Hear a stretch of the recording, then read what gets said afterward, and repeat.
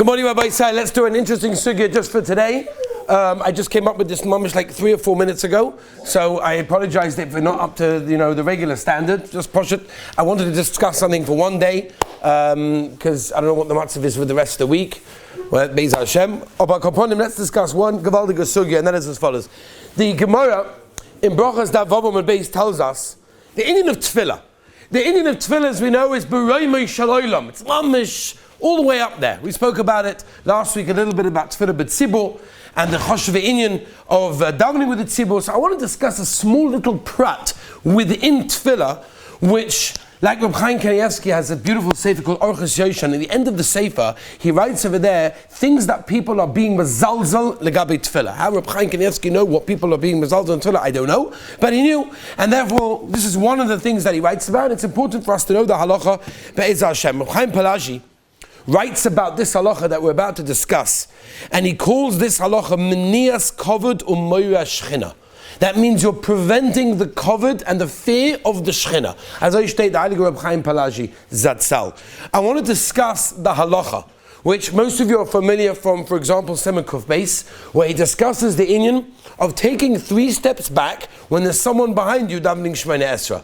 Seemingly a small little halacha. It's a Durabanan as well, but Al Koponim, it's a Takonos Chazal like no other Takona. Rabbeinu Yonah clearly says in the beginning of Shari Tshuva and Shari Gimel how careful a person has to be even from the small details. And Rabbeinu Yonah goes on to explain that sometimes the Yetzer Hara starts with the small ones, the easy ones, so to speak, the ones that are like, that one's okay, I don't have to worry about that one. Let's do the big ones, right? The big serious ones. Rabbeinu Yonah says no, faket. Sometimes a person has to worry about even the small details, because that is what makes all the difference. That's where the Yetzer Hara starts from. And it's a known fact that a person that, for example, is working by somebody else. Can you imagine a boss has 2 workers? One of them, both of them come on time, both of them leave on time, both of them do great work.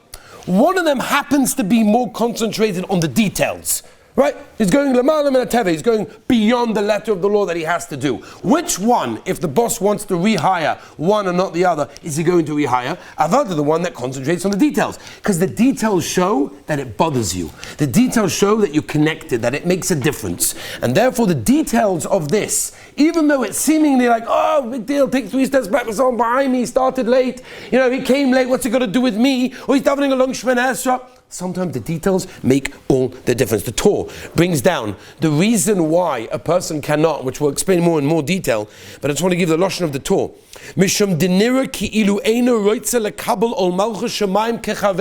Says the Torah that when a person walks past someone who's davening Shemona Esra, he takes 3 steps back when someone behind him is davening Shemona Esra. It's ki'ilu, says the Torah, that doesn't interest me. I'm not being Mekabel Shemaim. That's the lashon of the Torah of this halacha, which is very, very important. So people often say, leave us alone. Leave us alone. The Gemara in Beit Daf Lamed, Mutar Shishogim Validim Ezidim. Leave them alone. They didn't know about it. It's okay. Let them be. Let's talk about the serious stuff. Let's talk about davening to begin with. Never mind walking 3 steps back. I want to be busy with this halacha. So 3 things I want to just mention before we move on. Number 1, the Mishnah Berurah brings down, that's only if they're not going to listen to you. Is that if there's a suffix that they're going to listen to you, then you have to tell them. There's not a guy in this room that every single guy wants to be Mekabbalis. Maybe we just didn't know about it. Maybe we didn't realize how severe it was. So now that we know it, we're going to keep it. That's number 1. Number 2, the Chachma Shlomo brings down, that's only if it's not b'vahesya.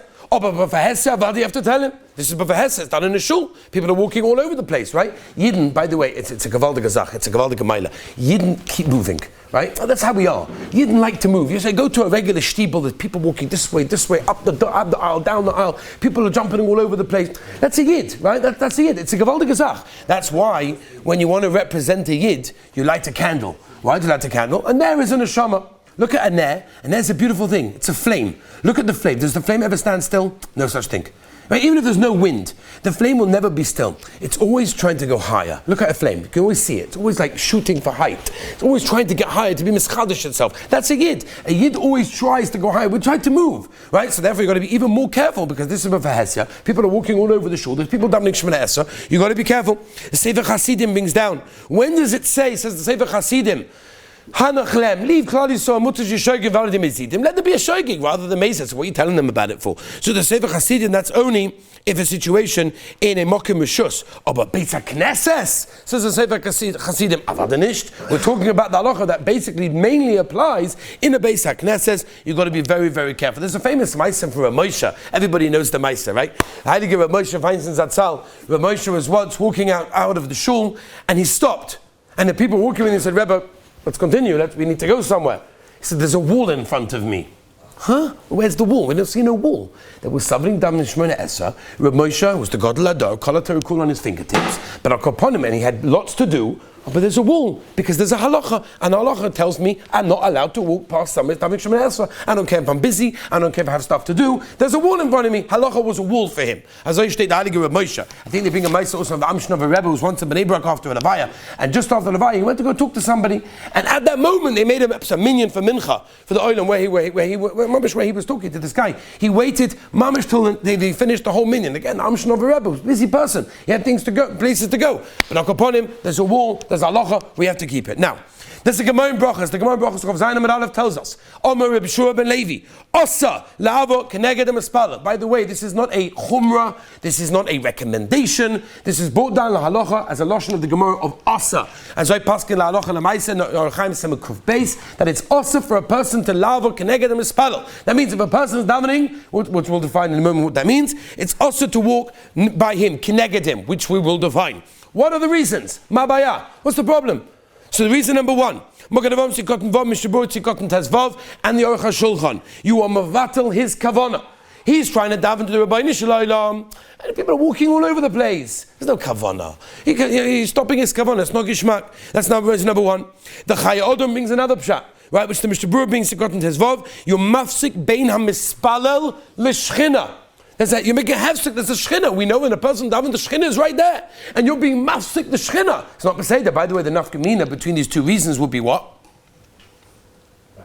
Hello? What? Possibly. Or even in front of him, if there's a wall there, it's a glass wall. He's down in front of the glass door. So, lava keneged hamispal by kavana is with glass. I'm being mavatel his kavana because he can see me. But the shchina is not a problem because there's a glass window, door, whatever it is. That's being mafsik between one and the other. The Ishalavam, the Butchacha, brings another reason. He says, well, you may trip him or bump into him. But as I state, the Butchacha and the Ishalavam, that's what he says. Now, this is negated to men, women, and children. It's exactly the same thing. Even a person, Rahman al-Aslan, is sitting in a wheelchair and he's davening Shemona Esra, or even on the plane, for example, if someone is davening in their seat on the plane, it's the same halacha as Reb Chaim Kanievsky Shlita, that you cannot be lavo, keneged hamispala in that case. Now, what does it refer to? Which tefillah does it refer to? Number one, the Gemara tells us, which is Paskin and Shulchan Aruch, is talking about Shemona Esra. When a person is davening Shemona Esra, you can't walk in front of him. Comes along the Eli Rabbah, which is Paskin the Halacha and the Ma'aseh the Mishnah Berurah and Aruch HaShulchan, that Kriyas Shema is the same thing. Very, very careful. When someone is reading Kriyas Shema, at least the first pasuk, there's an issa to be lava keneged hamispalel. That means when someone is davening, saying Shema, you can't walk all over the place because there are people saying Shema. You've got to be careful. Some say as well, the Birkei Yosef brings down, the Shaarei Tshuva brings it as well, and Reb Chaim Kanievsky passing it this way, someone that's saying Kaddish. That if someone is saying Kaddish, you cannot go in front of him in that case. Now, let's move on. What happens if a guy, for example, is the end of Shemona Esra and he's doing the Tachnunim, which means, but what he's doing is he's davening his own personal requests. He's finished Shemona Esra, he's in the middle, he hasn't taken the 3 steps back, and he's davening to the Rabbeinu Shalom for his life, for his children, for his parnasa, for his shalom bayis, for his shidduch, whatever he's davening for. And therefore, he's in the middle of Shemona Esra, but he's basically finished. What's the din legabe Tachnunim? So the Aruch HaShulchan, which is be'etzem the Butchacha and Ishal Avram, is mekel, and he says you could take a 3 steps back because now I say he's finished Shemona Esra.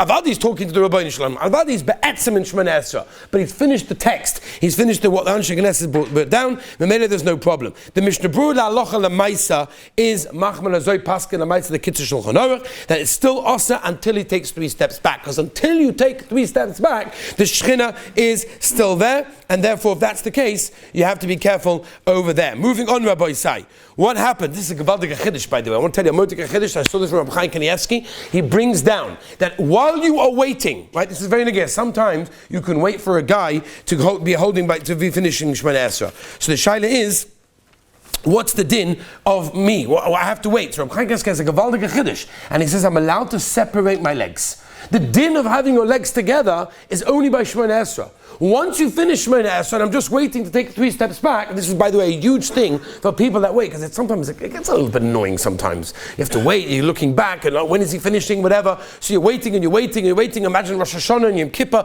when you got long Shemona Esras. So Reb Chaim Kanievsky Paskins, halacha l'maisa, you can separate your legs, and you can stand normally. And whenever he's finished, then you take it 3 steps back. That's a Gavaldik Chiddush, by the way, to know with the Gabe this halacha. And it applies, by the way, they asked Reb Chaim Kanievsky this shaila. What happens if the guy behind you is not having kavanah anyway?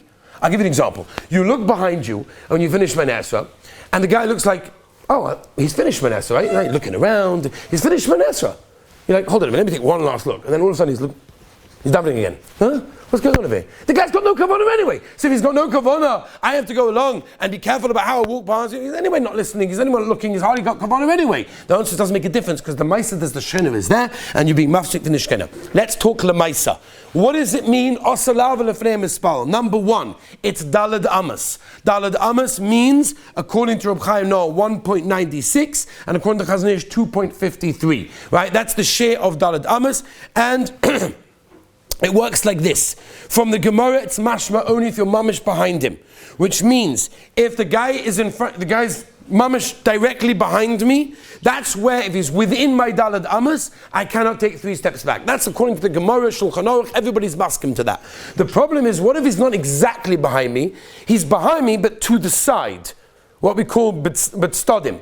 So he's on the side of me, so he's behind over there, but he's not, like he's within dalad amas. If he's not within dalad amas, nothing to talk about, right? Or if I'm going into his dalad amas, that's also a problem. Even if he's further than dalad amas, but if I'm walking into his dalad amas, that's going to be problematic. So tstadim shalafonov, lashon of the Magen Avraham, means he's tstadim, he's on the side, but melafonov and in front of him. I'm in front of him to the side. Magen Avraham paskins, it's osa, because lemaisa you are being mavatlis kavana, so is the psak lemaisa of the Prima Godin, the Balatanya, and Shulchan Aruch Harav, and the Kitzur Shulchan Aruch. The Elio Rabbah, which is the psak of the Aruch HaShulchan, is mekel, and he holds that lemaisa there's no problem as long as I'm not directly in front of him. The Mishnah Berurah, by the way, brings 2 shitas and is not machriya. So therefore, there's definitely a mokum for a person to be mekel. If the guy's not directly behind you, there's a mokum to be mekel. If he's on the side of me, exactly on the side, mamish to my side, what's the din? Most poskim are mekel. However, the Zoya Kodesh is machmeh, and the Zoya Kodesh holds that lemaisa you should be machmeh, which is the psak lemaisa of the Mishnah Berurah, Shulchan Aruch Harav, Prima Godim and Magen Avraham, that because the Zohar is machmeh, the guy is next to you, to the side within dalad amas, that is going to be problematic. Behind him, there's no problem. I'll take questions after this. Behind, there's no problem whatsoever. That means if someone's in front of me and I'm within his dalad amas, I'm allowed to go for 3 steps back, even though I'm within his dalad amas. Let's talk about a couple of heterim. Heter number 1, mechitza. What if there is a mechitza between me and him? The Magen Avraham talks about this by Riches. If there's a table, if there's a stender, if there's anything like a mechitza, what would be the din? So the psak lemaisa of the Mishnah Berurah is, again, we're discussing things that are subject to big machlokes and lomdas and all sorts of things. Giving you the psak la'alocha lemaisa from the Mishnah Berurah is that if he can see you, then it's asa, even though there's a mechitza. So the Eish Avam, the Butchacha, brings down, what's the pshat? He brings as a limud schos, not as a heter lachatchila. As a limud schos, why does the oilam do this? When there are stenders, go to the oilam yeshivas, where there are stenders all over the place,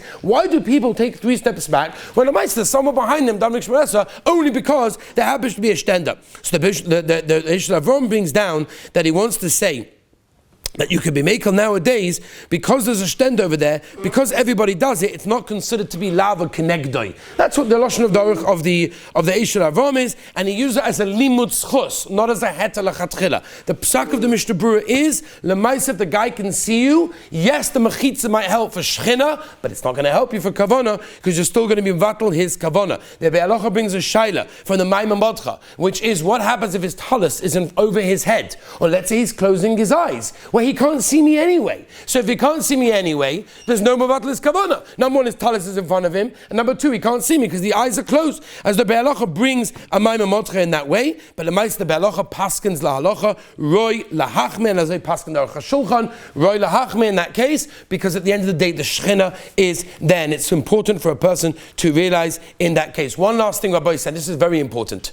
This is how to position yourself. Reb Chaim Kanievsky said that anybody that positions himself in a way that people are going to go and stand and walk in front of him because they position themselves. Let's just give an example. Right by the Sfarim shrine over there, the entrance to the Beis HaMedrash. So you position yourself over there, Davish Ben Esra. People are walking in, people are walking out. They're going to be laval of Ne'am Espalel. So Rav Chaim Kanievsky calls that a bor b'reshus harabim. You're causing people to be over on an issa. You're a bor b'reshus harabim, and it's a problem.